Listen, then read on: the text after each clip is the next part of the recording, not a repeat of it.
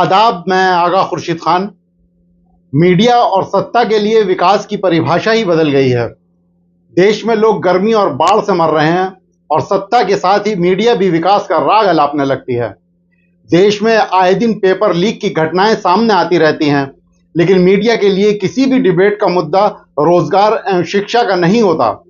हवाई अड्डों के हिस्से रोज गिर रहे हैं और सत्ता हमें हवा में उड़ते विकास को दिखा रही है। उत्तर प्रदेश के हाथरस में एक बाबा के कार्यक्रम में जुटी भीड़ में भगदड़ से 120 से अधिक लोगों की मौत हो गई। लेकिन क्या मजाल मीडिया बाबा के खिलाफ कोई शब्द बोल दे।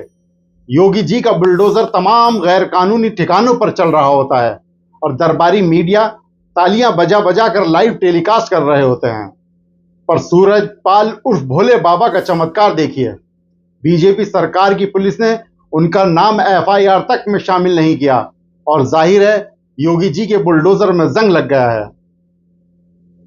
पश्चिमी बंगाल या विपक्ष शासित किसी भी राज्य में कोई घटना होती है तब तो प्रधानमंत्री जी और उनके मंत्री बयानों की झड़ी लगा देते हैं और बिल्कुल विरोध करना भी चाहिए। मीडिया भी इस प्रदेश की सरकार की कानून व्यवस्था एवं नीति को लेकर सवाल भी खड़ा करना शुरू कर देती है। यहां तक कि शाम की डिबेट में उसी मुद्दे को लेकर सभी मीडिया में शो चल रहे होते हैं, जो ठीक बात है। लेकिन जैसे ही किसी बीजेपी शासित राज्य में कोई घटना सामने आती है, उसके बाद सत्ता पक्ष के सभी नेताओं समेत मीडिया चुपचाप मुद्दे को मोड़ने की कोशिश में जुड़ जाती है। क्या यही अमृतकाल है? दिल्ली से कुछ ही दूरी पर हाथरस में इतनी बड़ी झकझोर देने वाली घटना सामने आती है जिसमें 120 से अधिक लोग अपनी जानें गंवा देते हैं। प्रधानमंत्री मोदी T20 वर्ल्ड कप के जीते खिलाड़ियों के साथ संवाद करते हैं, उनके पूरे सफर को जानते हैं।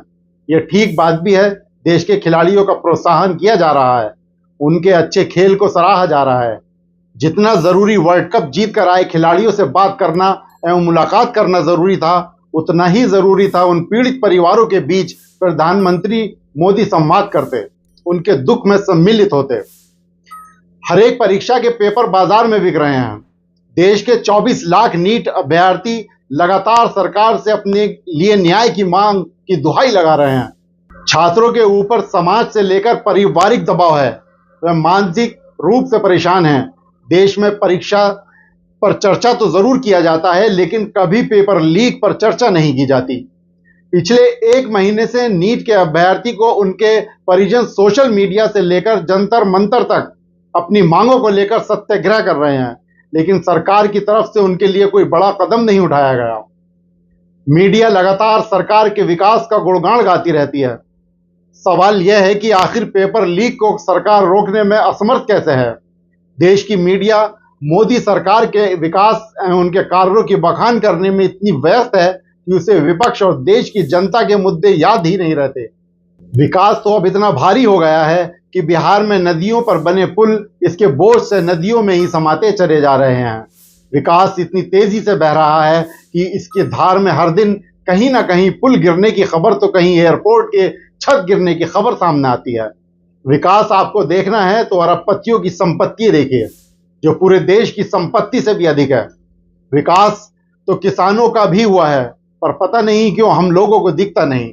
इस बार संसद में जीतकर पहुंचे सांसदों में से लगभग 37% सांसदों ने अपना व्यवसाय कृषि बताया है और नवनिर्वाचित सांसदों की औसत संपत्ति 46 करोड़ 34 लाख रुपए है।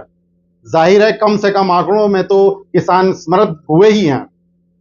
यह अलग बात है कि एक भी सांसद किसान जैसा नजर नहीं आता। जब आप बेरोजगारी की बात करेंगे तो मीडिया विकास की बात करेगी। महंगाई में भी विकास है, 80 करोड़ लोगों को मुफ्त अनाज में भी विकास है। बहरहाल विकास जिस रफ्तार से बह रहा है वह देश की जनता को नजर आ रहा है। देश की जनता को यह भी नजर आ रहा है कि लोकतंत्र के चौथे स्तंभ ने किस तरह से विकास को प्रस्तुत करके अपनी पत्रकारिता को ताक पर रख दिया है। और ज्यादा जानकारी के लिए देखते रहें मुस्लिम टुडे। शुक्रिया।